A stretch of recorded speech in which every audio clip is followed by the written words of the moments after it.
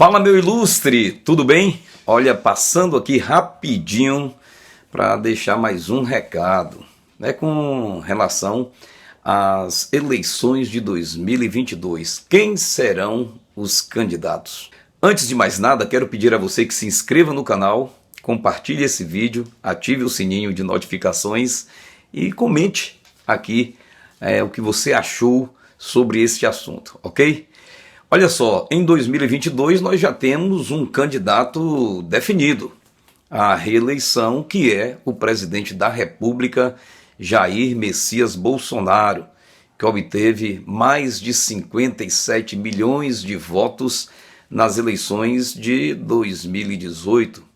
E a minha opinião é de que ele não tenha perdido nem 1% desses votos, dada a sua correspondência à expectativa que o eleitor brasileiro tinha em relação ao seu posicionamento político e administrativo. Mas quem serão os candidatos adversários do presidente Bolsonaro em 2022? Alguns nomes começam a aparecer. Um deles é exatamente o nome do eterno presidenciável Ciro Gomes, que tem uma trajetória política um tanto quanto conturbada, mas que alcançou espaços dentro do cenário político nacional, dada a sua habilidade de articulação. Competência eu nem admito que ele a tenha, né? Mas a habilidade, os conchavos políticos, né?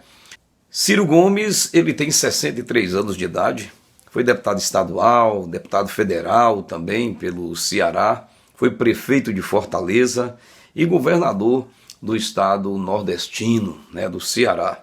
Foi ministro da Fazenda e também ministro da Integração Nacional, ou seja, mexeu com dinheiro, com muita grana esse homem, né? Foi ministro da Fazenda no governo Itamar Franco e ministro da Integração Nacional, que estava trabalhando a transposição do Rio São Francisco para o Nordeste, né? Para certos estados do Nordeste. E aí, imagine, né? Disputou 3 eleições, não chegou ao segundo turno em nenhuma delas. Imagine, não chegou ao segundo turno em nenhuma delas. Disputou a de 1998 e a de 2002. Em uma dessas eleições, ele cometeu a cagada de se mostrar um cara extremamente machista quando fez referência à sua esposa, na época, a atriz Patrícia Pilar, né? Um comentário totalmente machista que ele fez, acabou fazendo com que ele despencasse de forma vertiginosa nas pesquisas. Disputou 98, disputou 2002, ficou um tempo sem disputar eleição presidencial, porque ele não é besta, né? Quando Lula foi eleito em 2002, Ciro Gomes falou, pronto, Lula com aceitação popular, 2006 candidato a reeleição, eu não vou disputar com esse cara, mesmo porque ele estava integrado ao projeto do ex-presidente, o ex-presidiário Luiz Inácio Lula da Silva. Então não se lançou candidato em 2006 e também não se lançou candidato em 2010 e em 2014. Né? Em 2006 ele foi candidato a deputado federal e em 2014 ele sabia da possibilidade também de reeleição da ex-presidente Dilma Rousseff. Agora, em 2018, com o impeachment da presidente Dilma Rousseff, ele viu um espaço vago. Lula não vai ser candidato porque era preso, né, condenado, e ele viu as portas abertas para ele. Dilma empichada, candidata a senadora. Ele falou, é minha vez. A esquerda vai se unir e vai me apoiar. Lê do engano, né?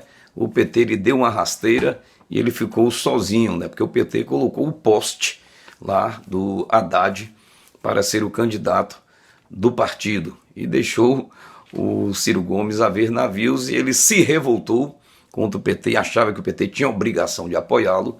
inclusive falou para um dos militantes alienados do PT: Lula está preso, babaca. Ou seja, o candidato deve ser eu.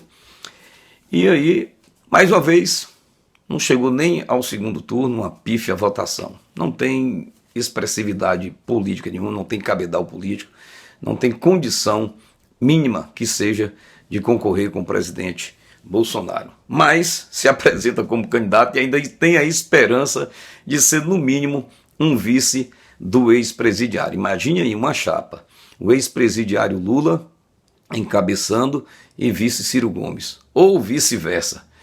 Que desgraça para um país, hein? Bom, outro candidato também que está aí aparecendo como candidato é o apresentador Luciano Huck. Ele tem 50 anos de idade, camarada até um pouco inteligente, passou pelo rádio, né, passou pela televisão, Bandeirantes, até que em 99 firmou contrato com a Rede Globo de televisão. E aí ganhou projeção nacional e internacional. Mas qualquer um que chegar para apresentar o caldeirão do Huck, se o caldeirão, em vez de ser do Huck, fosse o caldeirão do Maurício Gomes, fosse o caldeirão do João, lá do interior, do mais longínquo estado do Brasil, qualquer um teria projeção, porque ali é a produção, né, dessa emissora, que é um lixo na qualidade do seu conteúdo, mas que é a melhor na América Latina, uma das melhores no mundo, no que diz respeito à sua produção, né? Teve muito investimento, né, do dinheiro público e se expandiu. Então, mas não tem cabedal político, não tem projeção política, nunca exerceu nenhum cargo político. Imagina você colocar o Brasil nas mãos de um apresentador de televisão que nunca exerceu o cargo nem mesmo de vereador, não foi prefeito, não foi deputado estadual, nem federal, nem senador, nem nada.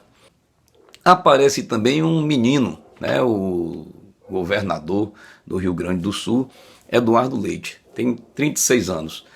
Não ganhou eleição para vereador na primeira disputa que teve, foi vereador de Pelotas. Pelotas, inclusive, a cidade dele, que ele foi prefeito de Pelotas também, é aquela cidade que o ex-presidiário Lula falou, né, que é cidade exportadora de viados, de boiola. Ai, ai.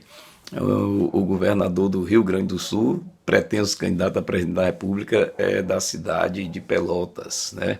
Cidade exportadora de viado, segundo o ex-presidiário Lula. Não são palavras minhas, viu? Tem 33 anos, né? Foi deputado estadual, porque conseguiu, né? Era suplente, conseguiu, com o afastamento do titular do cargo, ele assumiu o seu cargo de deputado estadual e posteriormente veio a ser prefeito de Pelotas e em 2018 se elegeu governador do estado. Agora eu lhe pergunto, um moleque desse que se insurge contra um governo sério, né, que se associa a políticos do seu nível e que inclusive provocando uma queda vertiginosa na expansão do emprego e da economia do seu estado, fazendo uma política totalmente demagoga, prejudicial para o seu estado, quer ser presidente da República. São esses os candidatos que querem concorrer com Bolsonaro. E aí vem o ex-presidiário Luiz Inácio Lula da Silva.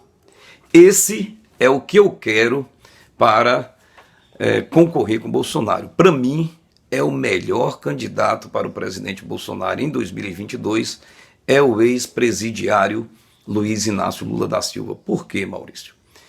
O ex-presidiário disputou 5 eleições para presidente. Foi deputado federal por São Paulo, né? Tentou o governo de São Paulo nas eleições de 82, perdeu. Em 86 foi eleito deputado federal, participou da elaboração dessa carta constituinte que é comunista e disputou 5 eleições para presidente da República.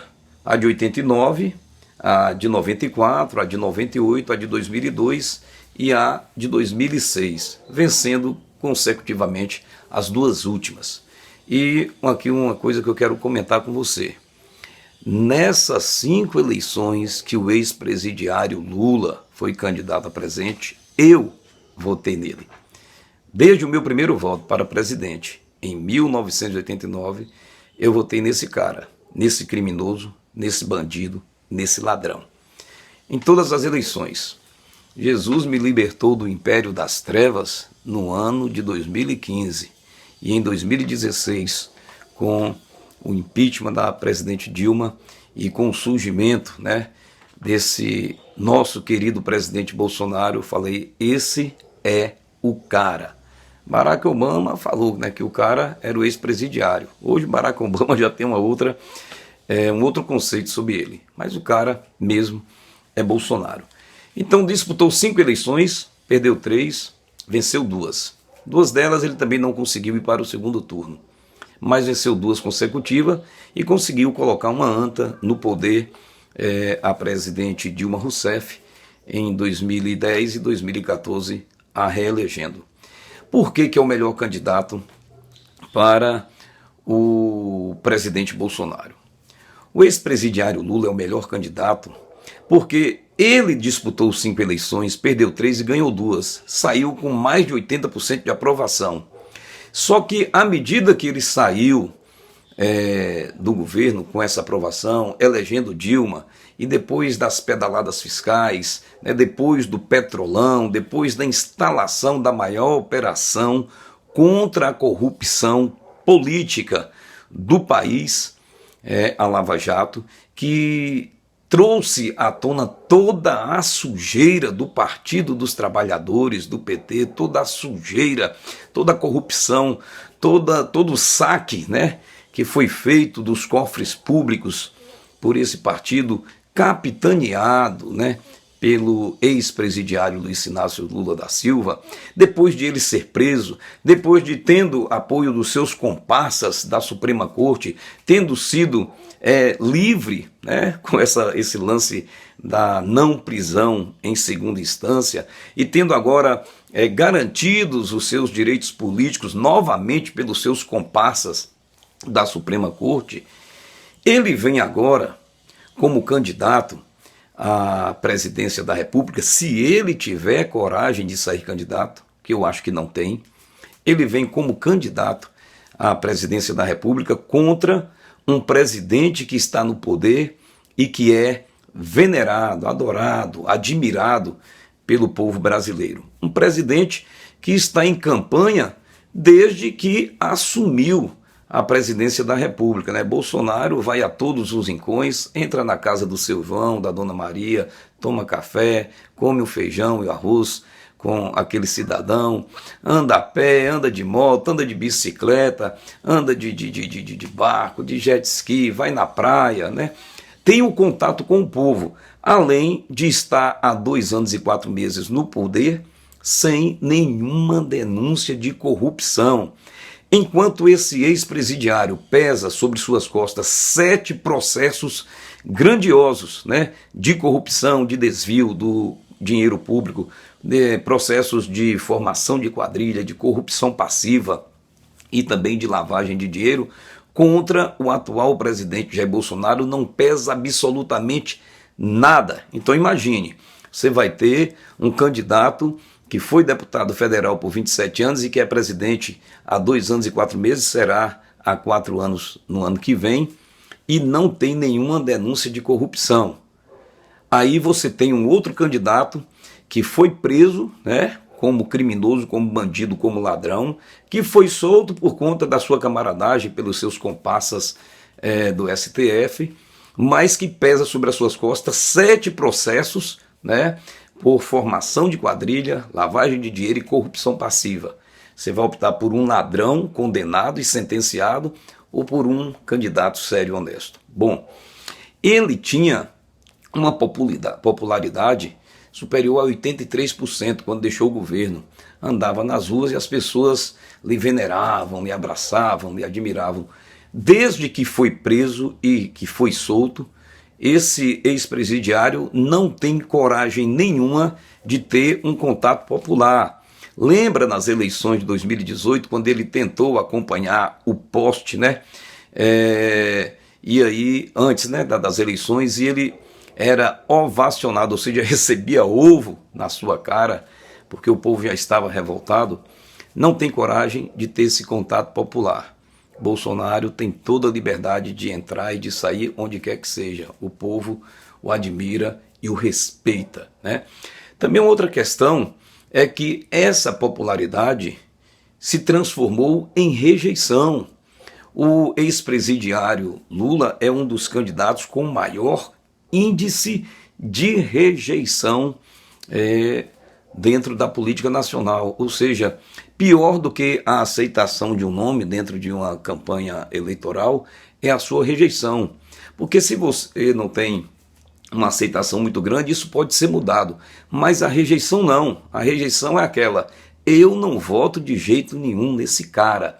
Então, se você for olhar também, quem é que está acompanhando esse ex-presidiário numa possível candidatura dele?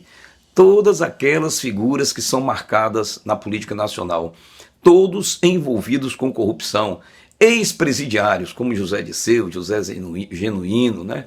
Como tantos outros aí, líderes do PT, pessoas que têm processo nas suas costas, como o ex-governador da Bahia, Jacques Wagner, que também responde a processos criminais, como deputados federais e senadores, todos com processos lá no STF, ou seja, é uma corja de bandidos apoiando um bandido.